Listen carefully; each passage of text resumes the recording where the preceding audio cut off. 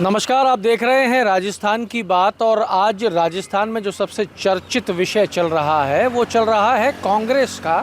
कांग्रेस ने अपने war room के अंदर बैठक की। प्रभारी सुखजिंदर रंधावा भी मौजूद रहे, प्रदेश अध्यक्ष गोविंद सिंह डोटासरा आए। 7 सीटों पे उपचुनाव होना है, उसके ऊपर चर्चा की गई। मुरारी लाल मीणा जो सांसद है वो निकल के बाहर आए और उन्होंने ये तक कह दिया कि मेरा और मेरे परिवार का दौसा सीट पे कोई दावा नहीं होगा। लेकिन कांग्रेस के अंदर मंथन हुआ, नेता बाहर निकल के आए और जमकर प्रहार किया गया भारतीय जनता पार्टी और भारतीय जनता पार्टी के नेताओं पे। एक एक नेता को पकड़ा और टारगेट करते हुए बयानबाजी की गई। राहुल गांधी के ऊपर भारतीय जनता पार्टी के नेताओं द्वारा जिस तरीके की टिप्पणियां की गई हैं उसको लेके कल युवा कांग्रेस ने प्रदर्शन किया था और आज कांग्रेस पार्टी गोविंद सिंह डोटासरा के नेतृत्व में प्रदर्शन कर रही है। राजस्थान में बहुत जल्द तारीखों का ऐलान हो जाएगा। उपचुनाव होने हैं, 7 सीटों पे ये उपचुनाव होने वाले हैं। इन 7 सीटों की अगर हम बात करें तो इनमें से 4 सीटें दौसा, देवली, झुंझुनू और 1 सीट और ये कांग्रेस के खाते में थी, जबकि 2 सीटें इनके सहयोगियों के पास थी, जिसमें हनुमान बेनीवाल और राजकुमार रौत हैं, और 1 सीट भारतीय जनता पार्टी के पास थी। अब कांग्रेस वॉर रूम में जिस तरीके से प्रयास कर रही है, क्या कांग्रेस इन 7 सीटों को लेकर जहां अकेले चुनाव लड़ने जा रही है, क्या कुछ टेंशन में नज़र आ रही है? क्योंकि भारतीय जनता पार्टी की तरफ से स्पष्ट रूप से कह दिया गया है कि इन 7 सीटों में हमारे पास सिर्फ 1 है, वो हम बचा लेंगे, कांग्रेस अपना सोचे। इस विषय पे बात करेंगे और मेरे साथ मौजूद हैं मेरे सहयोगी सौरभ भट्ट, जो कल पूरा दिन वॉर रूम मौजूद थे और उन्होंने बहुत नज़दीकी से चीज़ों को होते हुए देखा। साहब, मेरा पहला सवाल, क्या कांग्रेस किसी चिंता में नज़र आ रही है कि इन उपचुनाव को लेकर? ये देखिए, कांग्रेस की कल जो बैठक थी उसमें लगभग इन 7 सीटों को लेकर मंथन हुआ और एक चीज़ जो निकल कर आई वो ये है कि कांग्रेस इस बार इन 7 सीटों पर अपने दम पर ही चुनाव लड़ेगी।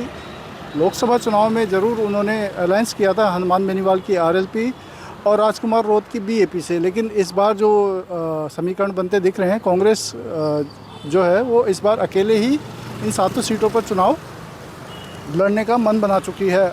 कल की जो मीटिंग की बात करें तो नागौर के जो विधायक हैं हरिंद्रपाल मिर्धा, उन्होंने खुलकर ये बात कही कि टिकट पर जो दावेदारी है, खींवसर की जो सीट है नागौर में, उस पर वो अपने बेटे विजयपाल मिर्धा के लिए टिकट मांग रहे हैं। और उन्होंने खुलकर बोला कि भाई 3 पीढ़ियों से हमारा क्लेम बनता है, तो इस बार भी मैं अपने परिवार के लिए टिकट मांग रहा हूँ। इसके अलावा ब्रजेंद्र ओला भी वहाँ पर बैठक में नज़र आए और जो जानकारी निकल कर आ रही है कि ब्रजेंद्र ओला भी अपने परिवार के लिए यहाँ पर टिकट मांग रहे हैं। मुरारी लाल मीणा ने बैठक में जाने से पहले ये बात ज़रूर कही कि जो टिकट की दावेदारी है उसमें उनके परिवार का इस बार कोई रोल नहीं रहेगा और कार्यकर्ताओं के साथ जो बातचीत होगी उसके आधार पर टिकट का फैसला लिया जाएगा। रही बात चिंता की, तो देखिए ये जो 7 सीटों के उपचुनाव, इसमें सलूम्बर की सीट को छोड़ दें तो बाकी सीटें बीजेपी के पास नहीं रही। लेकिन बीजेपी अगर ये सोचकर बैठी है कि एक ही सीट जीतनी है तो ये मैसेज बीजेपी के लिए और स्टेट के लिए मुझे नहीं लगता कि ये एक पॉजिटिव मैसेज जाएगा कि बीजेपी सिर्फ 1 सीट को लेकर विचार कर रही है। हालांकि जो बाकी सीटें हैं, 6 सीटें हैं, उसमें बीजेपी की स्थिति कोई बहुत ज़्यादा अच्छी नहीं कही जा सकती। नागौर की सीट पर ज़रूर जो पिछली बार मुकाबला रहा वो टफ मुकाबला रहा, बाकी जो जीते रही वो वन साइड जीत ही रही थी। 84 की सीट पर राजकुमार रौत बहुत बड़े मार्जिन से जीते थे। दौसा में मुरारी लाल मीणा बड़े अंतर से जीते थे। देवली उन्नायाड़ा में हरीश मीणा बड़े अंतर से जीते। झुंझुनू की सीट पर जो है ब्रजेंद्र ओला वो बड़े अंतर से जीते। तो इस तरीके से अगर आप देखें तो ये जो 6 सीटें थी, इन 6 सीटों पर कांग्रेस और उसके अलायंस जो हैं वो बड़े मार्जिन से जीत चुके हैं। और जिस हिसाब से अब कांग्रेस की तैयारियां चल रही है उस हिसाब से कांग्रेस जो है मुझे लगता है कि वो 7 सीटों को लेकर पॉजिटिव तरीके से विचार कर रही है कि किस तरीके से इन 7 सीटों पर जीतकर एक बड़ा मैसेज दिया जा सकता है। देखिए, आपने कहा कि भाजपा कहती है कि अगर 1 सीट, देखिए भारतीय जनता पार्टी के पास तो खोने के लिए कुछ है ही नहीं।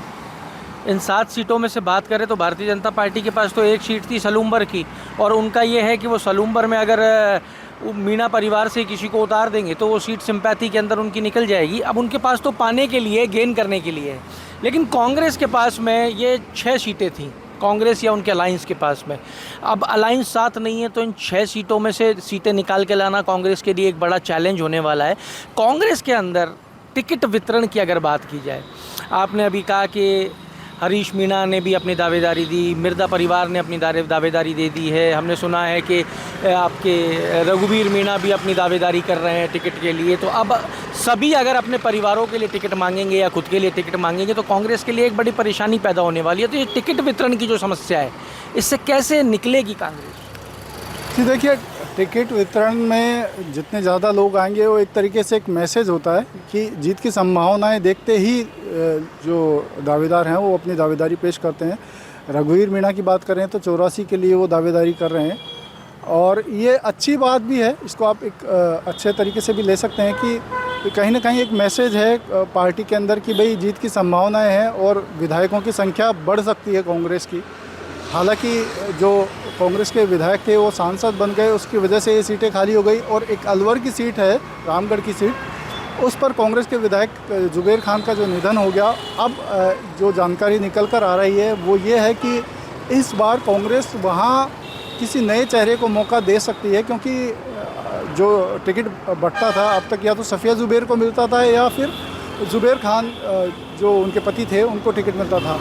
लेकिन जो जानकारी सूत्रों से मिली है वो ये है कि इस बार कांग्रेस वहाँ पर नया विकल्प तलाश रही है, क्योंकि ऐसी चर्चाएं हैं कि सफ़िया जुबेर को लेकर वहाँ पर काफ़ी विरोध है। तो लेकिन फिर भी कांग्रेस अगर ये विचार कर रही है सीटों को लेकर, अभी से इतनी जो उधेड़-बुन चल रही है कांग्रेस के अंदर, तो एक तरीके से देखें कि चुनाव की तैयारियां भी वो उसी तरीके से कर रही है। बीजेपी में आप देख सकते हैं कि शांति सी छाई हुई है बीजेपी के अंदर की चुनाव में कोई ज़्यादा इंटरेस्ट नज़र नहीं आ रहा बीजेपी का। भले बीजेपी ये कहती है कि भाई हमारे पास एक सीट है, लेकिन एक तरीके से बीजेपी ये पहले मानकर चल रही है कि बाकी सीटों में उसकी जो दावेदारी है वो कम नहीं है। एक तरीके से बाकी सीटों में उसके जीतने की संभावना नहीं है। और सत्ता में रहते हुए अगर ये इस तरीके की बीजेपी की आप कह सकते हैं कि बीजेपी का ये सोच है कि सिर्फ एक सीट पर उनको जीतना है, तो ये एक अच्छी स्थिति तो पार्टी के लिए नहीं कही जा सकती। जीत का दावा तो 7-0 का किया जा रहा है। भारतीय जनता पार्टी के प्रदेश अध्यक्ष मदन राठौड़ ने कल ही कहा है कि 7-0 की लीड रहेगी, 7 उनकी और 0 उधर की। हालांकि उन्होंने स्पष्ट नहीं किया कि वो 7 किसकी कह रहे हैं, पर उन्होंने 7-0 की लीड की बात की है। एक तो उनके पास है ही और बाकी 6 पे भी वो जीत का दावा कर रहे हैं, क्योंकि उनका कहना है कि सरकार बहुत अच्छा काम कर रही है। पर आज राजस्थान की बात में चूंकि हम कांग्रेस की बात कर रहे हैं, आपने एक विषय उठाया कि आपने कहा कि अगर तैयारी की जा रही है और उम्मीदवारों की संख्या ज़्यादा है तो कहीं ना कहीं ये प्रदर्शित करता है कि जो पार्टी है वो सही दिशा के अंदर बढ़ रही है। इसके साथ में दूसरा पहलू ये भी नज़र आ जाता है कि अगर पार्टी इतने समय पहले से ही चिंता कर रही है, बैठकें शुरू हो गई हैं, तो कहीं ना कहीं पार्टी उसको लेके किसी टेंशन वाले माहौल में भी है कि भाई ये निकलनी चाहिए सीटें, क्योंकि अभी तो कल पहली बैठक हुई है, अभी तो बैठकों के दौर चलेंगे। अभी तो पूर्व मुख्यमंत्री अशोक गहलोत नहीं है इस पिक्चर के अंदर, अभी पूर्व उप मुख्यमंत्री सचिन पायलट नहीं है इस पिक्चर के अंदर। अभी तो इन 2 बड़े दिग्गज नेताओं की एंट्री होनी है। हनुमान बेनीवाल इनके अलायंस रहे हैं, राजकुमार रौत इनके अलायंस रहे हैं, उनके साथ में भी चर्चाएँ होंगी। अलायंस नहीं होगा पर चर्चाएँ तो होंगी। भट्ट साहब के आगे भविष्य में अलायंस रखना है तो किस तरीके का उम्मीदवार दिया जाए, तो अभी तो चिंताएँ और मंथन जो है वो लंबा है। जी बिल्कुल। देखिए, हालांकि अभी काफ़ी समय है, क्योंकि कल गोविंद सिंह डोटासरा से हमारी बात हुई, तब टिकट बंटवारे को लेकर हमने उनसे कुछ सवाल पूछे तो उन्होंने कहा कि टिकट का जो वितरण है वो अहम वक्त पर ही किया जाएगा। लेकिन पार्टी जो है एक तैयारी के मोड में हमेशा रहनी चाहिए। जैसे बीजेपी के लिए कहा जाता है कि बीजेपी 12 महीने चुनाव के मोड में रहती है, वो स्थिति बीजेपी में नजर नहीं। तो कांग्रेस बदल रही है क्या? आप नज़दीक से देख रहे हो कांग्रेस को, क्या कांग्रेस भी अब वो मोड में आने वाली है क्या, जहां 12 के 12 महीने और 24 के 24 घंटे ये केवल और केवल इलेक्शन मोड में रहते हैं? क्या कांग्रेस उस मोड पे चलने का प्रयास कर रही है क्या? जी बिल्कुल। फ़िलहाल तो कांग्रेस, आप हालांकि देखिए इन चुनावों के नतीजों से राजस्थान का जो सरकार के जो समीकरण है उस पर कोई बहुत बड़ा असर आने वाला नहीं है, लेकिन एक आप ये कह सकते हैं कि जो उपचुनाव होते हैं वो जनता का एक फीडबैक होता है सरकार के लिए। यदि कांग्रेस इन चुनाव में अच्छा प्रदर्शन करती है या बीजेपी इन चुनाव में अच्छा प्रदर्शन करती है तो वो मैसेज उसके अकॉर्डिंगली ही पब्लिक का एक महसूस किया जाता है कि जनता सकारात्मक रूप से सरकार को ले रही है या सरकार का मैसेज जनता के बीच में कैसा है। तो आप कह सकते हैं कि भाई कांग्रेस की स्थिति जो है फ़िलहाल एक ये कह सकते हैं कि हाँ कांग्रेस एक अच्छी स्थिति में है और ये जो ट्रेंड है कांग्रेस का कि भाई चुनावों को लेकर अभी से इतनी सजग हो रही है कांग्रेस, तो ये एक अच्छी बात कही जा सकती है कांग्रेस के लिए। कही जा सकती है। टिकटों का वितरण कैसे होगा, चलेगी इसकी? देखिए कांग्रेस में शुरू से ही एक ये परिपाटी रही है कि जो टिकटों का बंटवारा है उसको लेकर मंथन काफ़ी होता है, लेकिन ऐन वक्त पर जो आला कमान की तरफ से जो नाम आते हैं उसके बाद फिर कोई ज़्यादा विवाद नहीं रहता। तो फिलहाल लेकिन जो रायशुमारी है ये ज़रूरी होती है पार्टी के बीच में, तो रायशुमारी होना अच्छी बात है। अच्छी बात। तो राजस्थान की बात में आप सुन रहे थे अभी सौरभ भट्ट को, ये कल मौजूद थे वॉर रूम में और उन्होंने कांग्रेस के साथ में एक लंबा समय काम किया है। इन्होंने अपने अनुभव और कल जो पूरा दिन घटनाक्रम रहा उसके आधार पर बहुत सी बातें आज शेयर की। पहली बात जो बड़ी मजबूती से निकल के आई वो ये कि कांग्रेस अब उस मोड में आ रही है जहां कांग्रेस भी 12 महीने चुनाव की तैयारी वाली पार्टी के रूप में नज़र आना चाहती है। पर टिकटों का जो वितरण होगा वो किस तरीके से होगा ये डिपेंड करेगा कि 7 सीटों पर रिजल्ट क्या हो सकता है। भारतीय जनता पार्टी आज कितने भी दावे कर ले पर कहीं ना कहीं ये उपचुनाव एक आईने का काम करेंगे। जब ये रिज़ल्ट आएगा तो वो ये दिखाएगा कि सरकार का परिणाम क्या आया है और सरकार की मार्कशीट में कितने नंबर हैं, कितने % नंबर लेके सरकार पास या फेल हो गई है। कांग्रेस तैयारियों में जुट गई है। टिकटों के वितरण को लेकर हर पार्टी में निरंतर हंगामा बना रहता है, सो कांग्रेस में भी नज़र आएगा। और क्या होगा जब अशोक गहलोत, सचिन पायलट और आला कमान की एंट्री होगी तो कितना रोचक हो जाएगा ये चुनाव कांग्रेस के लिहाज से, ये देखने लायक होगा। जुड़े रहिए हमारे साथ।